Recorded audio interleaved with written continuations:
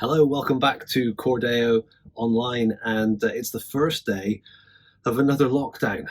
So almost a year ago, was it 10 months ago, we had the first lockdown. And on that first day of that first lockdown, I took my phone out and just a little walk not too far from my house. And I did a video called, I forget what it's called, but it became part of the series, Pursuing God's Heart. Just little Bible highlights. All of those are still available on our YouTube channel. But that first one, I think it must have been the timing or something. People kind of got excited. It was probably the video that got more views than almost any other last year, because lockdown means opportunity for us to get the time, to take some time and to get into God's Word. Now, a lot of things developed for us last year. We launched Cor Deo Online. We've got this gathering of people that come together roughly once a week when we're kind of on season to spend time together feeding on God's Word and being encouraged and helped by it. And we're launching another season of Cor Deo Online. I'd like to invite you to join us for that. We're going to spend the next couple of months, really this lockdown, in the book of Psalms. It's a long winter, it's quite a dark winter, a discouraging winter, and we feel like it's a great time to get into the book of Psalms together.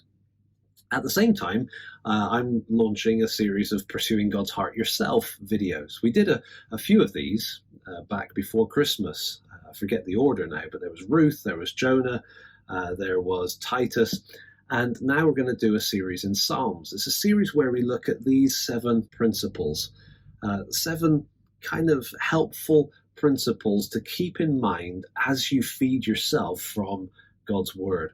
And so we're going to have all of these, not in order. Today we're going to zero in on this one here, which happens to be in the middle of the screen. We're going to think about context.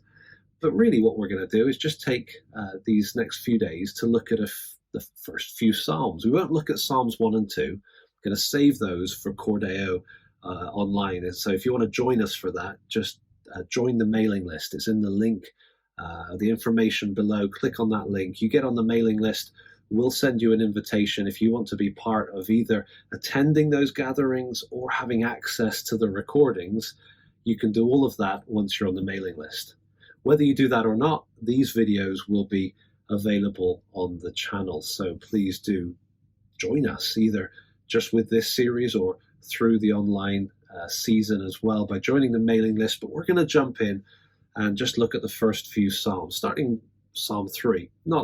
Not strictly, we're not working through 150 Psalms. Hopefully the lockdown won't be quite that long. But Psalm 3, thinking about context, just a few quick thoughts to get us started. You'll notice when you come to a Psalm that there is a sort of a title. Now this is different depending which version of the Bible you're looking at, but typically they'll all have some sort of title that the people who've put the Bible together, the publishers, in the last few years have added. Okay, so that's fine, maybe helpful, little hint of what's to come. But the thing we want to make sure we notice is this little bit here. It's called the superscript. It comes just above the text of the psalm, but actually it's part of the psalm.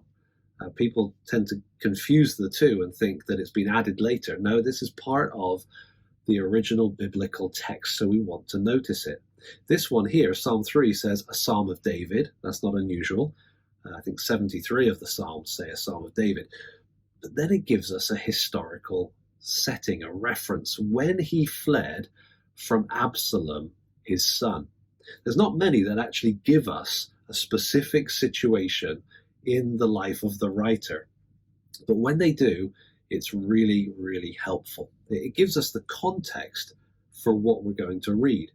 Now, I'm not going to get into the details about David fleeing from Absalom. You can read it in 2 Samuel 15 through to about 18, and you'll find that David had been king, he'd been established as king, things had gone well, things had kind of gone a little bit not so well in the preceding chapters, and then one of his sons rises up, conspiracy takes place, they try to take over the kingdom.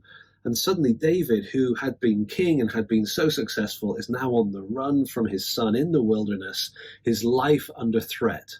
A really difficult situation. And what does he say? First couple of verses, "O Lord, how many are my foes?" Many are rising against me. Many are saying of my soul, there is no salvation for him in God. Selah. Notice this word Selah there. It seems to mean something like pause and reflect. Just take a breath and allow what you're reading to settle into your heart a little bit.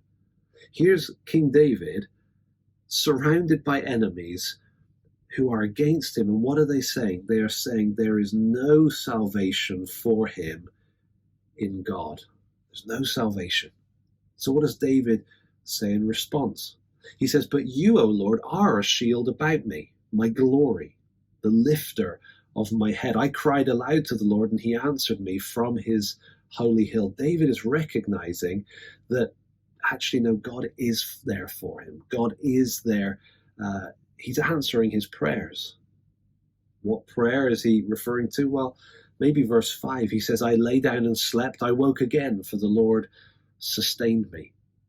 I suppose for us, typically, going to sleep at night is the time where we might feel the safest. Most, you can kind of get all snuggled up and comfortable in your bed and just forget about everything. That's not the case when you're on the run. When you're on the run, you've got to be kind of hyper alert, hyper vigilant. And so to lay down your head and close your eyes is an incredibly risky thing. And so David had obviously gone to sleep, prayed that God would protect and sustain him, and he woke up. And he woke up. Why? Because God had answered that prayer. It's a relatively small thing, but it's from the small care that God shows in the everyday kind of complexities of our situation that David kind of builds that confidence that we're going to see for the rest of the psalm, that he can trust God with everything. God's answers to prayer in the small things give us confidence to trust God for the big things. And so he says in verse 6, I will not be afraid of many thousands of people who have set themselves against me all around. Imagine thousands gathered, but if God is with him, he doesn't need to fear them. Arise, O Lord, he says, save me, O my God, for you strike all my enemies on the cheek. You break the teeth of the wicked. This is the kind of thing you'd be praying if you had people trying to kill you. Verse 8, salvation belongs to the Lord. They'd said there's no salvation for him in God. But David confidently asserts salvation belongs to the Lord. Your blessing be on your people. Selah. Think about that. So it's just the progression of that psalm, thinking about David on the run, his enemies trying to kill him and end his life. He finds confidence from God's prayer in the little things, just taking care of him through one night. That gives him confidence to say, actually, I'm trusting God for everything, trusting God with the whole future. I wonder if that's maybe something that's good for us to recognize, to look for the ways in which God is answering our prayers in the midst of all that's happening. Even the smallest little things that God is doing for us can give us confidence that actually, if God is for us, who can be against us? Even the great threats, the great difficulties that we're facing, they're no match for God.